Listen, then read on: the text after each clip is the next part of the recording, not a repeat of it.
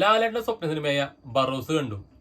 ഈ സിനിമ കണ്ടുമ്പോൾ അവർ പറഞ്ഞിട്ടുണ്ടായിരുന്നു കുട്ടികൾക്ക് വേണ്ടിയുള്ള സിനിമയാണെന്ന് പറഞ്ഞിട്ടുണ്ടായിരുന്നു. പക്ഷെ എനിക്ക് തോന്നുന്നത് ഈ സിനിമ ആരംഭിച്ച കുട്ടികൾ പോലും ഈ സിനിമ കാണാനായിട്ട് താല്പര്യപ്പെടില്ല എന്നാ. കാരണം ഇതിന്റെ സ്റ്റാർട്ടിങ് സീൻ തന്നെ ലാലേട്ടൻ ഭൂതമാണ്. ലാലേട്ടൻ നിധിയാകുന്ന ഭൂതം കുറച്ച് ആൾക്കാരായിട്ട് ഒരു ഫൈറ്റിംഗ് രീതിയിലാണ് നിധിക്ക് വേണ്ടിയിട്ട് ഫൈറ്റ് ചെയ്യണ പോലെ. എനിക്ക് കണ്ടപ്പോൾ തോന്നിയത് മൈഡൊരു കുട്ടിയാതൊരു സീൻ ഉണ്ട് ഫസ്റ്റ് തന്നെ, ജഗതിയുടെ ഒരു സീൻ. ജഗതി ഈ കുട്ടിയാതിനെ അവിടേക്ക് വരുമ്പോൾ ജഗതിനൊക്കെ ഇങ്ങനെ തുരത്തി വിടുന്ന ഒരു സീൻ. ആ ഒരു സീൻ റീക്രിയേറ്റ് ചെയ്യാൻ അല്ലെങ്കിൽ അതേപോലെ ചെയ്യാൻ ശ്രമിച്ച പോലെയാണ് എനിക്ക് തോന്നിയത് സ്റ്റാർട്ടിങ് കണ്ടപ്പനെ. പക്ഷെ ആ സീൻ കണ്ടപ്പനെ തോന്നി ഇതിന്റെ പടം മൊത്തത്തിൽ പാളിയുണ്ടെന്ന് സ്റ്റാർട്ടിങ് ആ ഒരു സീൻ കണ്ടപ്പനെ തോന്നി. പിന്നീട് സിനിമ പോകുന്നത് ഗോവയിലേക്കാണ്. അവിടെ ഇസബല എന്ന് പറഞ്ഞ ക്യാരക്ടറാണ് കാണിക്കുന്നത്. ഇസബലാന്റെ ക്യാരക്ടറിനെ കുറിച്ച് പറയുകയാണെങ്കിൽ ആള് പറയേണ്ട ഒന്ന്, സംസാരിക്കേണ്ട ഒന്ന്, ഡയലോഗ് വേറെ ഒന്ന്. കാരണം ആള് സിറ്റുവേഷൻ അനുസരിച്ചല്ല ഒന്ന് ഡയലോഗ് പറയുന്നത്, അതിനനുസരിച്ചല്ല എക്സ്പ്രഷൻ പറയുന്നത്. അത് ആളുടെ കുഴപ്പമാണോ, പറഞ്ഞു കൊടുത്തതിന്റെ കുഴപ്പമാണോ, ഡയറക്ടർ കുഴപ്പമാണോ എന്ന് അറിയില്ല. ഒട്ടും മാച്ചാവാത്ത ഒരു ക്യാരക്ടറായിരുന്നു. ഇതൊരു മലയാള സിനിമ എന്നാ പറയണേ. വേറെ ഒരുപാട് ഭാഷയിൽ ഇത് ഡബിങ് ചെയ്തിട്ടുണ്ട്. പക്ഷെ ഇതിൽ മലയാളം എന്ന് പറഞ്ഞാൽ ആകെ ലാലേട്ടൻ മാത്രമേ ഉള്ളൂ, പിന്നെ ആന്റണി പെരുമ്പാവൂരും. പക്ഷെ ബാക്കി അഭിനയിച്ചുള്ളവരൊക്കെ വേറെ ഏതോ ഭാഷത്തെ ആൾക്കാരാണ്. പക്ഷെ അതൊരു വൃത്തിയായിട്ട് ഡബിങ്ങും ചെയ്തുകൂടെ? നമ്മൾ വേറെ ഏതെങ്കിലും ഭാഷയിലത്തെ സിനിമ കാണുന്ന പോലെ ഉണ്ടായിരുന്നു. ഇപ്പൊ കന്നഡയെന്നോ തെലുങ്കെന്നോ സിനിമ കണ്ടിട്ട് നമ്മുടെ മലയാള ഭാഷയിൽ ഇപ്പൊ ആൾക്കാർ ഡബ് ചെയ്യണല്ലോ, നമ്മുടെ അറിയണ നടീനടന്മാരൊക്കെ. ആ ഒരു ലെവലായിരുന്നു പടത്തിന്റെ ഇത്. അതും ഈ ഡബ് ഇതാണെങ്കിൽ ഒരു വൃത്തിയിലാണ്. വിശ്വനാഥൻ ഡബ് ചെയ്തിട്ടുണ്ട്, ലേന ഡബ് ചെയ്തിട്ടുണ്ട്. പക്ഷെ ഇതൊന്നും ഒരു മാച്ച് ആവാത്ത രീതിയിലായിരുന്നു. അവരുടെ ലിപ്പ് വേറെ ഇങ്ങോട്ട് പോണു, ഇവര് സംസാരിക്കുന്നത് വേറെ രീതിയിൽ. ഒരാളുടെ പോലും അഭിനയം നല്ല രീതിയിൽ എടുത്തു പറയാനുണ്ടായിരുന്നില്ല. പ്രത്യേകിച്ച് ലാലേട്ടന്റെ പോലും പല സമയത്തും ലാലേട്ടന്റെ അഭിനയം കാണുമ്പോൾ നമുക്ക് തന്നെ എന്താ പറ്റിയെന്ന് തോന്നും.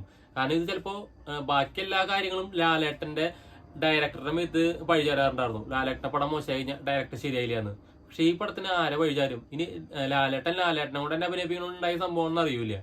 പിന്നെ അതുപോലെ ഗുരു സോമസുന്ദരം ഒരു കുറച്ചൊരു റോൾ അഭിനയിച്ചിട്ടുണ്ടായിരുന്നു.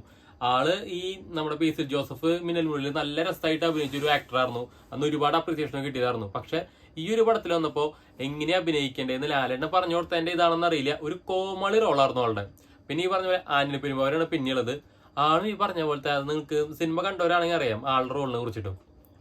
ഒരു ബന്ധമില്ലാത്തൊരു റോള്. പിന്നെ ഇത് 3D എഫക്ട്സ് ഞാൻ സാധാരണ തൃശ്ശൂര് രാഗത്തിലൊക്കെയാണ് പടം കാണാറ്. അപ്പൊ ഇതിൽ ഗംഭീര 3D കിട്ടണം, എക്സ്പീരിയൻസ് കിട്ടണം. അത്രയ്ക്ക് നല്ല പടമായിരിക്കും. 3D എഫക്ട് അത്ര നന്നായിട്ട് കിട്ടും.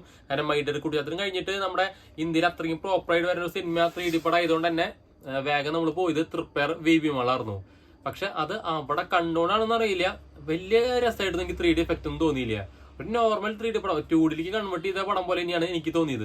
അല്ലാണ്ട് വലിയ രീതിയിൽ 3D എഫക്ട്സ് ഒന്നും എനിക്ക് ഈ പടത്തിൽ തോന്നിയില്ല. അതുപോലെ തന്നെ അതിൽ വേറെ എടുത്തു പറയേണ്ട ഒരു ഒറ്റ കാര്യമില്ല എന്നുള്ളതാ. പ്രത്യേകിച്ച് ഒരു പാട്ടില്ല, നല്ലൊരു പാട്ടില്ല. ലാലേട്ടൻ പാടി 1-2 പാട്ടുകളൊക്കെ ഉണ്ട്, പക്ഷെ അതൊന്നും കേൾക്കാൻ പോലും രസം ഉണ്ടായിരുന്നില്ല. അതുപോലെ പ്രത്യേകിച്ച് ആ പടത്തിന്റെ ഒരു പോസിറ്റീവ് പറയാനായിട്ട് ഒന്നും ഉണ്ടായിരുന്നില്ല. ഒരു 2.5 മണിക്കൂർ പടം ഏകദേശം 5 മണിക്കൂറോളം കണ്ട പോലെയായിരുന്നു. നമ്മളൊക്കെ ജയിലില്ല ആ ഒരു അവസ്ഥയായിരുന്നു. പടം നീങ്ങണേ ഇല്ല. സത്യം പറഞ്ഞ സിനിമ കാണുന്ന പോലെ ആയിരുന്നില്ല, ഒരു നാടകം കാണുന്ന പോലെ. നാടകത്തിന് നമ്മൾ സ്റ്റേജ് ഒക്കെ ഇട്ട് അവിടെ ഒരു ക്യാരക്ടർ, അവിടെ 2 ക്യാരക്ടർ ഉണ്ടാവും. ഇവര് നമ്മൾ സംസാരിക്കാൻ ഡയലോഗ് ഒക്കെ ഫുള്ളൊരു നാടകീയത. ഒരു നല്ലൊരു ഡയലോഗ് ഡെലിവറി ഉണ്ടായിരുന്നില്ല. എന്തൊക്കെ ഇങ്ങനെ ഏച്ച് കിട്ടിയ പോലെ നിൽക്കാന്ന് പറയില്ലേ, ആ ഒരു രീതി. പിന്നെ ഇപ്പോഴത്തെ പിള്ളേരെന്ന് പറഞ്ഞു കഴിഞ്ഞാൽ ഇവര് എല്ലാ കൊറിയൻ സിനിമകളും സീരീസും ഒക്കെ കാണുന്ന പിള്ളേരാണ്.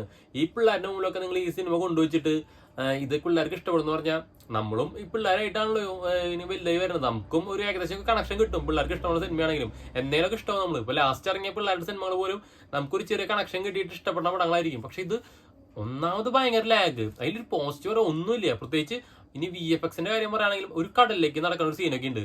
അതൊക്കെ എന്ത് രീതിയിലാണ് എടുത്തു വെച്ചിരിക്കുന്നത്? അതിന്റെ അതിൽ മീൻ ചാടുന്ന സീൻസ് ഒക്കെ ഉണ്ട്. അതാണ് ഇത്രയും കോടി രൂപ കൊടുത്ത ഒരു VFX എടുത്തേക്കുന്ന പടം. പിന്നെ ഇതിൽ പറയുമ്പോൾ സന്തോഷ് ശിവനുണ്ട്. അവരുടെയൊക്കെ അത്യാവശ്യം നല്ല വർക്കുകൾ ഉണ്ടാവും. പക്ഷെ പടം മൊത്തത്തിൽ ഇങ്ങനെ ഉണ്ടായതുകൊണ്ട് പ്രത്യേകിച്ച് ഒരു സംഭവം എടുത്ത് പറയാൻ പറ്റില്ല. കാരണം അതേപോലത്തെ ഒരു വെറുപ്പിക്കൽ പടായിരുന്നു. ലാലേട്ടന്റെ മുമ്പ് ഇറങ്ങിയപ്പോൾ മലൈക്കോട്ടെ വലിയ ആ പടങ്ങളൊക്കെ ആണെങ്കിലും നമുക്കിങ്ങനെ ചിലർക്ക് ഇഷ്ടപ്പെടുന്ന, എനിക്കും അത്യാവശ്യം കുഴപ്പമില്ലാണ്ട് ഇഷ്ടപ്പെട്ട ഒരു സിനിമ തന്നെയായിരുന്നു. പക്ഷെ ഈ ഒരു പടം ആ ഒരു ലെവലേ അല്ല. ഈ കങ്കുവനൊക്കെ ഉണ്ടായിരുന്നു. കങ്കുവ എന്ന് പറയുമ്പോൾ നമുക്ക് അതേപോലത്തെ ഒരു അപരാധ പടമാണെങ്കിൽ പോലും അതില് ഭയങ്കര സ്പീഡിലാണ് പോകുണ്ടായിരുന്നേ. സീൻസ് ഒക്കെ ഇട്ടെന്ന് പറഞ്ഞു പോകും. ഇതങ്ങനെയല്ല. ഇതിലൊരു സ്ഥലത്ത് പോയി കഴിഞ്ഞാൽ ഒരു കൊട്ടായത്തിന് സെറ്റ് ഇട്ടു അല്ലെങ്കിൽ വേറെ എവിടെയും സെറ്റ് ഇട്ട് കഴിഞ്ഞാൽ കുറച്ചേരം അവിടെ നിന്നിട്ട് അഭിനയിക്കാൻ അറിയാത്തവരും സംസാരിക്കാൻ അറിയാത്തവരും ഡയലോഗ് പറയാൻ അറിയാത്തവരൊക്കെ എന്തൊക്കെയോ കാണിച്ചുകൊണ്ടിരിക്കുകയായിരുന്നു. അങ്ങനത്തെ ഒരു പടമായിരുന്നു ഇത്. അതിന്റെ ഒപ്പം 3D. അപ്പൊ 3D ഗ്ലാസ് വയ്ക്കണ അതിന്റെ ഒരു ഇറിറ്റേഷൻ ഉണ്ടാവും. നല്ല 3D ഇഫക്ട്സ് ആണെങ്കിൽ നമുക്ക് ഗ്ലാസ് വയ്ക്കുമ്പോൾ അതിന്റെ ഒരു ഇമ്പാക്ട് കിട്ടും. ഇത് ആ 3D ഗ്ലാസും വെക്കണം, അതിന്റെ ഒപ്പം ഇങ്ങനത്തെ ഒരു പടവും സഹിക്കണം.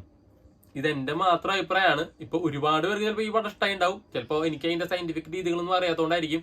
വേൾഡ് ക്ലാസ് സിനിമ ആയിരിക്കും. ഞാൻ അങ്ങനെ വേൾഡ് ക്ലാസ് സിനിമ ഒന്നും കാണാണ്ട് സാധാരണ സിനിമ കണ്ടോണ്ടായിരിക്കും എനിക്ക് ഇഷ്ടപ്പെടാത്തത്. ഇഷ്ടപ്പെട്ടാണ് നിങ്ങളുടെ അഭിപ്രായം കമന്റ് ചെയ്തോളാം. അപ്പൊ എന്തായാലും തിയേറ്ററിൽ എന്തായാലും പോയി കണ്ടു നോക്കിയോളൂ, എന്നിട്ട് നിങ്ങളുടെ അഭിപ്രായം കമന്റ് ചെയ്താൽ മതി.